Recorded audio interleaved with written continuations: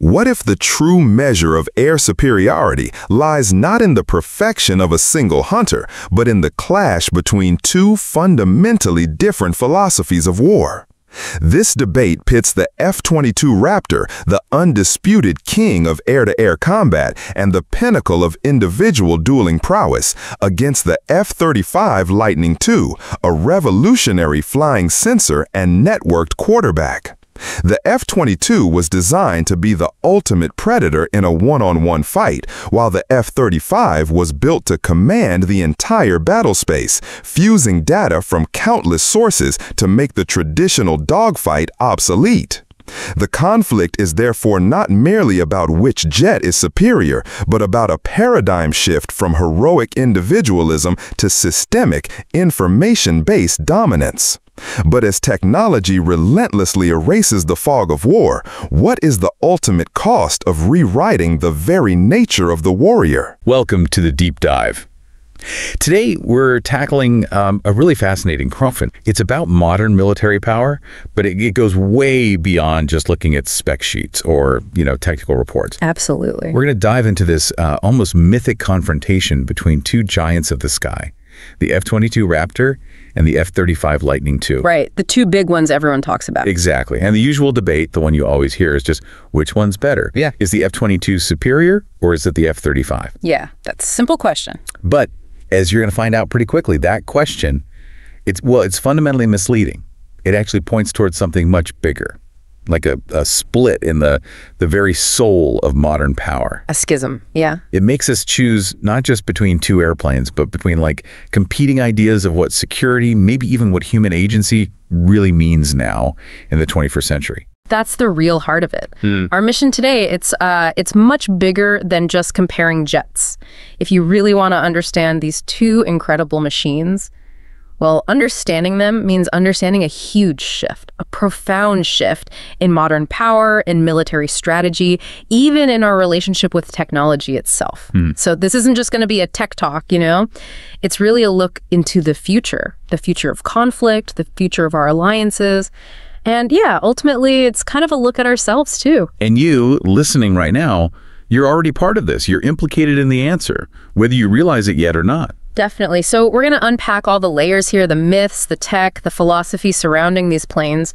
We'll try to make the complex stuff really easy to grasp. Yeah, use some vivid examples, break down the why behind the what. Exactly. So you can connect the dots and hopefully see the bigger picture with real clarity. Okay, so let's unpack that common story first. Right. The one everyone thinks they know. Yeah, the starting point. If you've ever flipped through a defense journal or followed military aviation stuff online, you've seen it. This kind of bloodless affair of endless arguments, almost like a liturgy of specifications. Yeah. Numbers, numbers, numbers. Right. And in that traditional view, the F-22 Raptor, it's the king. Undisputed king of air-to-air combat. Everyone calls it the apex predator, a creature of pure kinetic violence. Built for one thing. Exactly. Designed purely to hunt and kill other fighters way up high in the silent emptiness. And by all accounts, it is higher, faster, more agile than pretty much anything else flying. The pilots certainly think so. Oh yeah. Pilots who've flown it, they talk about that classic high-G, close-in fight, what they call, brilliantly, a knife fight in a phone booth. Great phrase. Isn't it? And they say, in that phone booth, the Raptor moves with this mythic prowess, this predatory grace. It almost seems to defy the laws of physics. Honestly, if you ever see one at an air show. It's something else. It really is. It's like this silver ghost just tearing up the sky, silent at first, then this delayed guttural roar hits you. It's a machine built for just singular, overwhelming dominance. Pure lethality. Then you got the F-35 Lightning II, totally different portrayal usually. It gets called the compromised cousin. The jack of all trades. Master of none, exactly. Yeah. On paper, yeah, it's slower, it's less nimble, it seems kind of burdened, right, by trying to meet the needs of 3 different services, Air Force, Navy, Marines, all wanting slightly different things. A lot of compromises went into that design. It often gets painted as this flying embodiment of bureaucratic compromise. It carries less payload internally, it can't turn as tight, and frankly, it just can't climb with that sheer angelic fury the Raptor has. It doesn't have the same raw power. So if you're only looking at those traditional fighter stats, in that phone booth, Well, the conclusion seems obvious, doesn't it? It seems foreproof. The F-22, the god of the empty sky, it just swats the F-35, the seemingly lesser ghost, right out of it. Easy win. And that, right there, that is the first and most seductive lie in this whole discussion. Oh, okay. Because the battle, it's just never fought in a phone booth anymore. That idea, that whole concept of the duel, the lone champion meeting his equal, that's a fading dream. It's a dream of a world that, frankly, just doesn't exist anymore. So the whole setup is wrong. Completely. We're talking about a massive paradigm shift in how war is even fought. And it's right here, in this gap, this space between what war was and what it's rapidly becoming. That's where the true nature of these two planes comes out. So the real question isn't who wins the fight. The deeper question, the one that changes everything, is what is the fight? The whole game has changed. It's not about individual skill in the same way. It's something else, more complex, more connected. Okay, so to understand what the fight is, we need to step back and look at the F-22 in its own time. Right. Put it in context. Absolutely crucial. It's a product of its era. This amazing machine, it was born in the 1980s. Think about that time, the peak, maybe the most anxious nights of the Cold War. High tension, real fear of a massive conflict. Exactly. And the idea behind it was super clear. Build the ultimate answer to what they saw as a huge Soviet threat. They were imagining hordes of advanced Sukhoi and Mikoyan fighters just pouring across the Fulda Gap in Germany. The nightmare scenario for NATO. Totally. So the Raptor was America's dream of invincibility made real, forged in titanium and composites. It was the silver bullet, the night protector of the West. A specific solution to a specific perceived problem. And its purpose had this clarity that, looking back now, it almost feels quaint. Its job was simply to achieve and maintain absolute air superiority, period. Clear the skies of any enemy, no questions asked, no compromise, be the undisputed king of the air battle. And you know what? In achieving that single goal, the designers, they knocked it out of the park. They succeeded beyond maybe even their own wildest dreams. It really was a leap. The F-22 didn't just make a better fighter jet. It literally created a new category of existence for air combat planes. Let's break down the key parts so you can really feel its power. Okay. First, stealth. And we're not just talking hard to see, we mean nearly invisible to radar. It's like a physical paradox. It's there, but it cannot be seen by conventional means. That just fundamentally changes the rules. Game changer. Totally. Then supercruise. This means its engines, which are beasts, by the way, can push it past Mach 2 twice the speed of sound without using afterburners. Which normally guzzle fuel like crazy. Exactly. So it can fly faster than its own sound without that huge, hot, easily detectable plume, staying fast and stealthy. That's huge.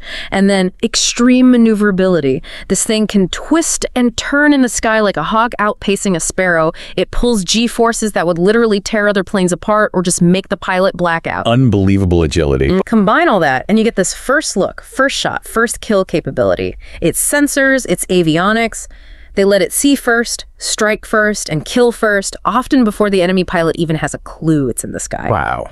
The kill ratios they get in mock dogfights, like red flag exercises, they are so lopsided they almost read like errors in arithmetic, like 100 to 1, sometimes more. It cemented its reputation as the most lethal air-to-air fighter the world has ever seen. No question. But here's where the story gets, well, kind of weird, right?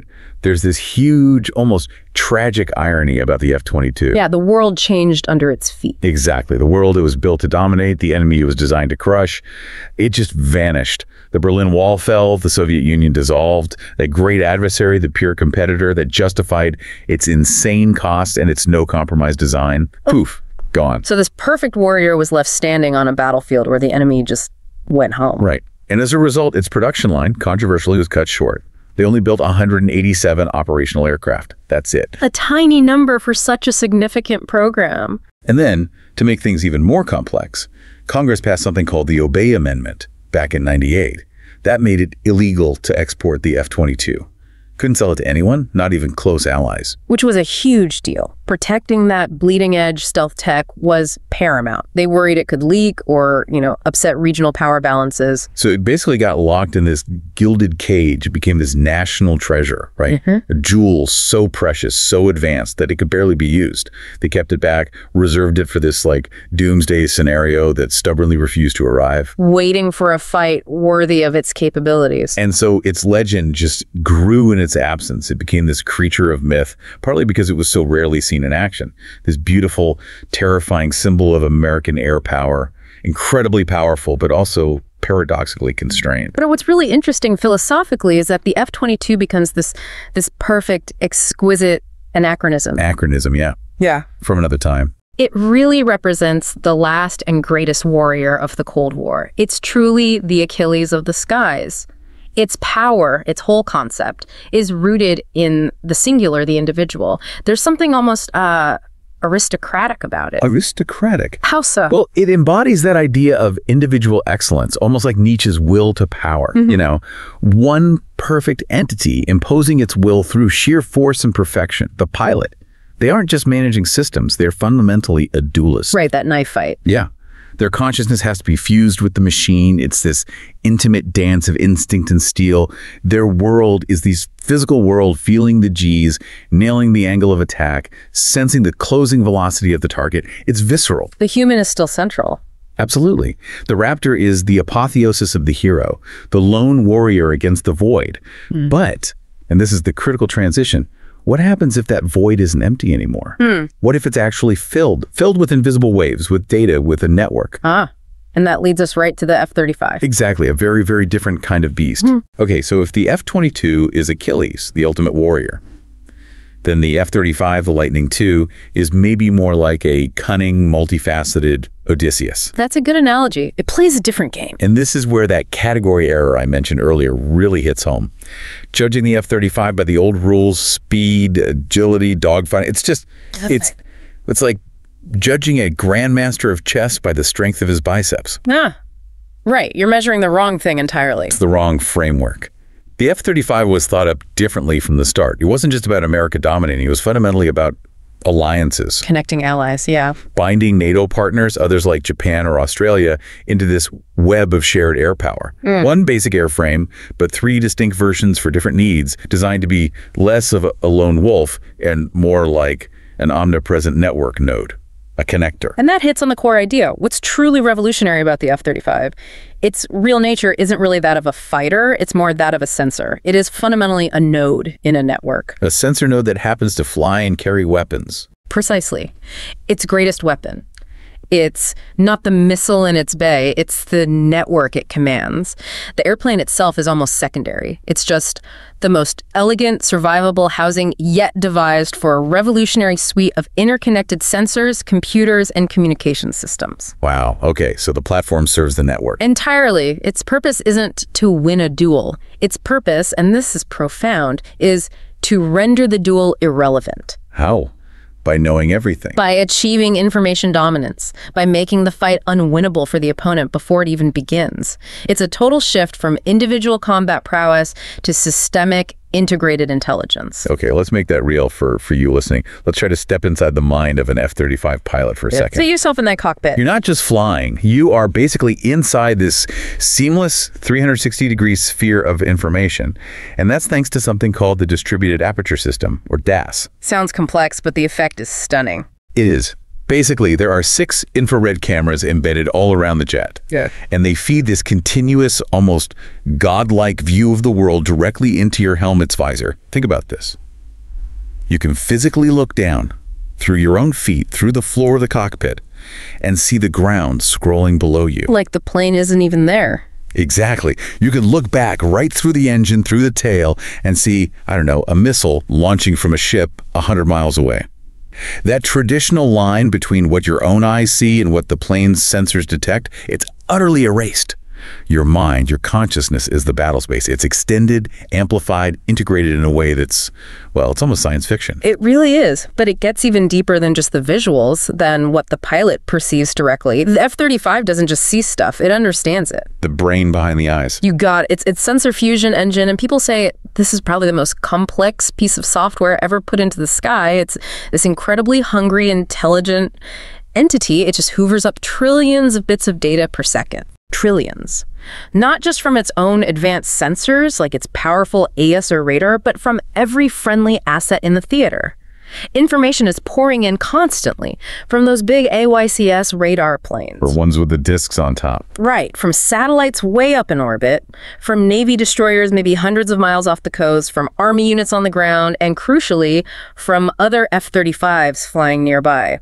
They all share data seamlessly. It creates this huge data storm. It's a chaotic flood of information. Radar pings, electronic signals, heat signatures, and the fusion engine takes all of that and it weaves it into a single, coherent, God's eye view of the conflict. And here's the key part. It identifies, sorts, and prioritizes threats with terrifying speed. It doesn't just dump raw data on the pilot, it gives them answers. Okay, give me an example. How does that play out? Okay, imagine this. The system detects a faint flicker on the horizon. To the F-35's brain, that's not an ambiguous blip. Instantly, it's identified as, say, a specific type of enemy surface-to-air missile battery. Its location is triangulated with incredible precision using data from multiple sources. Its engagement envelope, its lethal range is calculated. Its identity is confirmed against an onboard intelligence database. And maybe it's already marked for destruction by a cruise missile launched from a ship way over the horizon. A missile that you, the pilot, just cued moments before by simply designating the target identified by your jet's brain. Wow. So the jet does the heavy lifting on figuring things out. It makes sense of the chaos. It acts like a true intelligent co-pilot, freeing the human pilot to make the critical tactical decisions. So, okay, the F-35 pilot, they're absolutely not a duelist like the Raptor pilot. Not in the classic sense, no. They're more like a conductor, leading this symphony of violence. Or maybe like a quarterback who sees the entire field, the whole battle space, and they're directing a dozen other players at once. That's a great analogy, the quarterback. Yeah. And the F-35's stealth. Yes, it helps it survive, but its primary purpose is not for its own protection in that one-on-one fight. Its stealth is to allow it to penetrate deep into enemy territory, undetected, and become the all-seeing eye for the entire force. Acting as the network's forward sensor. Exactly. Its roles are incredibly varied. It can guide weapons fired from platforms hundreds of miles away, like from a bomber or a ship. It can act as a forward air controller, directing strikes for troops on the ground. It can conduct electronic warfare, using its systems to blind and deafen enemy radars and communications. It's a multi-tool. Absolutely. So yeah, it is a ghost, but not a solitary one. It's the ghost in the machine, that vast, distributed, interconnected machine of 21st century warfare. Its power isn't individual, it's systemic. It's the power of the swarm, the network, the web. It's designed to integrate and dominate through information. Okay, this brings us right back to that crucial question. If the F-35 is all about the network, how does that knife fight in a phone booth with the F-22 actually play out? Because everyone assumes the Raptor's raw power wins. Right, let's stage it. Let's go back to that imagined phone booth, that duel in the sky. Let's play out the fight everyone wants to see, just so we can understand why it's actually, as you said, a ghost story. Let's do it. Set the scene. Okay. An F-22 Raptor, lone wolf, slips across the border, totally silent, a predator. It's just a sliver of nothing, a whisper on the very edge of detection. Its pilot, a master, a true ace, senses totally dialed in, feeling the air, feeling the machine. Top Gun. Totally. And in the distance, there's an F-35 on patrol. Just one plane, looks like. Yeah. A tiny node in what the Raptor pilot doesn't realize is a vast network. The F-22's incredible ADSA radar itself, a marvel of stealthy, focused energy, reaches out. And AGUS is key here. It can scan fast and wide, but also focus narrow beams that are really hard to detect. Low probability of intercept LPI. Right. It gets a faint return. The Raptor systems, built for exactly this, confirm the target. The pilot's heart pounds. This is it. The moment of truth. Fox 3. An MRAM missile leaps from the internal weapons bay. A silent hypersonic stiletto aimed right at the heart of what seems like an unsuspecting target. The F-22 pilot feels that rush, that moment of triumph. Kill confirmed, almost. Okay, and in the old world, maybe 10, 15 years ago, you're right. That is the end of the story. Raptor sees first, shoots first, wins. Yeah. But in this new world, the F-35 world, the story's just getting started. Now, the F-35 itself, maybe it didn't see the Raptor directly with its own radar. Maybe the Raptor was too stealthy, too far out. But the F-35 systems have seen everything else. It's been constantly sipping from that river of data, plugged into that network, that shared consciousness. Think about this. Maybe a satellite way up high registered the faint heat signature, the thermal bloom of the Raptor launching its missile. Tiny signature, but the satellite saw it. Data point 1. Data point 2. A friendly Navy destroyer, maybe 200 miles away, tracked the missile's trajectory with its powerful long-range radar almost immediately after launch. Okay, they see the arrow. Exactly. And data point 3, maybe the most critical, another F-35 flying 50 miles further south, its sensors constantly listening, registered that brief, faint, low probability of intercept radar transmission from the F-22 just as it locked the target. So even the Raptor's stealthy radar gave off something. A tiny whisper, but the network heard it. Now, the first F-35's fusion engine takes these 3 separate, seemingly unrelated bits of data, the heat bloom, the missile track, the faint radar emission, and in literally a nanosecond, it understands. Connects the dots. Instantly. It doesn't just see a missile coming, it sees the Archer. It knows where the Raptor is. And in the cockpit, no blaring alarms, no panic, just a calm, synthesized voice informs the pilot of the incoming missile. And its origin point, the Raptor's location, is now painted with absolute certainty right on their helmet display. Wow. So the pilot knows exactly where the threat came from. Precisely. The F-35 pilot executes a single pre-planned defensive maneuver, maybe a hard turn, and drops chaff and flares, easily evading the missile whose trajectory was already known. But simultaneously, the F-22's location, which is no longer a guess, but a high-confidence track based on fused data, is instantly broadcast across the entire network.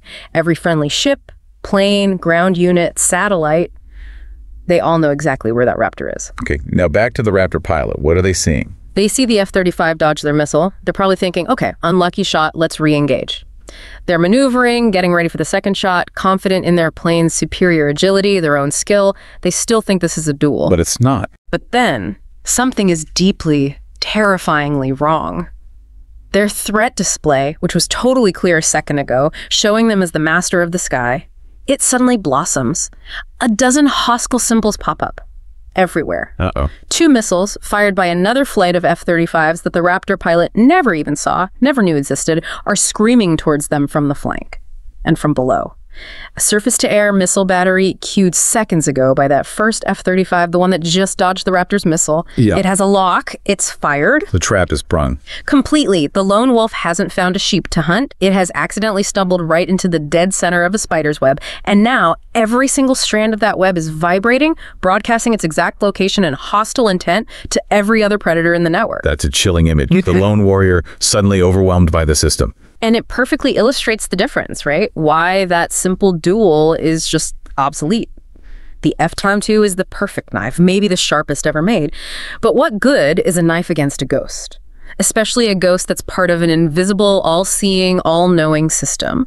What good is the individual hero against a fully aware, self-communicating system that has already decided, based on overwhelming information, that he's going to die? So the F-22 might win that one-on-one turn fight. Hypothetically, yes, in isolation. But the F-35, or rather the network the F-35 represents, has already changed the fundamental nature of the war itself. It's moved way beyond the duel. It's redefined the battle space. Individual skill becomes much less important than systemic awareness and coordinated networked action. Okay, this is huge. Yeah. But what about us? What about the human element in all this? The pilot, the person, the human soul, you could say, right at the center of this technological storm. That's where it gets really deep and maybe a little unnerving. Because the F-22, when you think about it that way, it represents the peak, the perfection of human martial skill, but just augmented by amazing technology. Right. The human is still very much in charge. The pilot is still the locus of control. Their skill, their intuition, their guts, their courage, that old idea of the right stuff. That's still seen as the deciding factor. Feel for the aircraft instinct experience. Exactly. It's a deeply human-centric kind of combat. You can trace its lineage right back to knights on horseback, archers at Agincourt, fighter aces in World War I. It's the ultimate expression of a paradigm we kind of understand instinctively, even if it's scary. It celebrates individual prowess. The F-35, it represents something else entirely, something potentially more profound and maybe more worrying. It represents the potential, maybe the eventual, obsolescence of that human intuition. Obsolescence, that's a strong word. Think about it. The role of the F-35 pilot starts to shift. They risk becoming less of a warrior and more of a systems manager, a human overseer, a monitor for a decision-making process that's happening largely automatically, driven by software, running at speeds and scales no human brain could possibly keep up with. Just managing the AI, essentially. It raises these really fundamental questions. When the aircraft itself is gathering, processing, and even acting on information faster and more comprehensively than any human possibly could, what is the pilot's real role? Is it just to consent, to provide that final, biological fail-safe on a decision the silicon and software already made? Just hitting the approve button. Kind of. The F-35 pilot, seeing the world through these fused senses, this distributed network, they really are a kind of proto-cyborg. Their consciousness is literally extended, mediated, shaped by the machine in ways no pilot before them has ever experienced. Now, that's an incredible, intoxicating power, no doubt, but it comes at a cost, doesn't it? It subtly erodes the primacy of human agency, human decision-making. It makes you think about, algorithms suggesting what movies we watch or what news we see. It's that same trend, isn't it, where the human role shifts from creating or deciding to just validating what the machine suggests. Precisely. It's not just about fighter jets. It's a much broader shift happening all around us. But I wonder, that fire hose of data the F-35 handles, even if it's fused and presented as answers, is there a risk of just overwhelming the pilot? Information overload, or does the system genuinely filter it so well that it actually simplifies their job? That's the million-dollar question, and something designers are constantly working on. The goal is absolutely to present answers, not raw data, to prevent overload. The interface, the AI filtering, is key. But your other point is maybe even more profound. About human genius? Yeah. If that fog of war, that uncertainty Clausewitz talked about, if that's being systematically burned away by the relentless light of data, what happens to the space for human genius, for that inspired guess, that gut feeling, that brilliant, unexpected move that sometimes turns the whole tide of battle? Does that just evaporate? Does war become predictable, solvable? Does it become a problem to be solved, an equation to be balanced by an algorithm? It takes on a different character, maybe colder, more calculated, where human intuition, that spark of unpredictable brilliance, might actually become a liability, a deviation from the optimal solution the system calculates. It sounds like, something from science fiction. The pilot almost becoming part of the network mind. It's not far off. And this right here, this is the great unspoken schism we hinted at earlier, the F-22. It's the last beautiful, maybe defiant statement of faith in the individual warrior, in that singular will, that human skill. The hero. The hero, the F-35. It's the first chapter in a whole New Testament, one that places its faith firmly in the system, in the perceived infallibility of the network, the collective, the interconnected intelligence. One's a weapon, the other's. Exactly. One is a weapon designed to win a fight through superior individual performance. The other is a worldview, a paradigm. It's designed to create a world where that fight is impossible for the enemy to win from the start through total information dominance and systemic control. It's a fundamental split in philosophy, and it affects way more than just military tactics. It touches our whole understanding of human capability. Okay, so after digging through all of that, we circle back to that first simple question. Who is number one? And now we see why it's the wrong question, right? Totally. To just give a simple answer, F-22 or F-35 is to completely miss the whole point we've been unpacking here. The nuance is everything. So what's the nuanced answer? Well, you'd have to say the Raptor is number one in the duel, in that pure air-to-air combat scenario. It's the undisputed champion. It is, without doubt, the sharpest sword America ever forged. A lonely god of air combat. The ultimate duelist. But the Lightning, the F-35, is number one in the system. It's the essential backbone of how modern alliances fight today. It's the storm that covers every front, the nervous system of network warfare. It's the harbinger of an age where those old-school duelists are becoming, well, anachronisms. So they both wear a crown, but for different kingdoms. Exactly. A double-edged crown, you might say. And both are kind of indispensable, but for totally different reasons. And thinking about what they symbolize, that's also really telling, isn't it? For a nation, for its allies, for potential adversaries. How so? What does the raptor symbolize? The raptor symbolizes pure invincibility. It's America's sharpest fang. It's the ultimate reassurance that if any other major power dares challenge the U.S. head-on in the skies, the fight will be short, brutal, and decisive. Its sheer existence shapes how enemies think and plan. It's that ghost story whispered in foreign hangars. It deters through terror, through the promise of unmatched, overwhelming force. Okay, it's concurrent. Right. The lightning, though, it symbolizes something different. Alliance. Connection. It embodies the idea that America and its partners are knit together, flying the same jet, training the same way, sharing data seamlessly, forming a collective shield. Like when Poland or Japan buys F-35s. It's not just about getting a new jet. It's about plugging into that shared ecosystem, that shared capability, that shared destiny almost. It provides reassurance through connection, through unity, through the strength of an integrated, combined front. So it forces a choice, doesn't it? Which is more important for security in the 21st century? Which keeps us safer, that absolute, terrifying individual power or that broad, networked unity, fear or connection? It's a fundamental strategic choice we're making, often implicitly with every defense dollar spent, every alliance treaty signed. And it's crucial to remember, like, neither of these planes is the final answer, right? Technology keeps moving. Absolutely not. The Raptor, even with its legendary status, it won't fly forever. The plan is already to start retiring it in the 2030s. It'll be replaced by something new. The next generation air dominance fighter, the NGAD. Which sounds like it's leaning even more into the networked systems approach. That seems to be the direction, yes. An even more advanced, potentially optionally manned, highly networked platform, or maybe a system of systems. And the Lightning, it'll probably fly for much longer, precisely because its strength is in its adaptable software and systems. But even the F-35 will eventually face enemies who can counter its stealth, jam its sensors. Nothing stays cutting edge forever. So it's always an evolution. Always. And maybe that's the real answer. Maybe the crown doesn't truly belong to either the F-22 or the F-35 permanently. Maybe they're both just stepping stones, necessary chapters in a story that just keeps unfolding. Each teaching a different lesson. Exactly. The Raptor taught America what true kinetic air dominance meant, the sheer power of an unmatched individual platform. The Lightning is teaching America, and crucially its allies, what networked coalition warfare means, the immense power of systemic advantage, distributed intelligence, fighting as one integrated force. And the NGAD, or whatever follows that, it'll be born from both of those critical lessons. It will inherit and evolve from both legacies, hopefully taking the best of both worlds forward.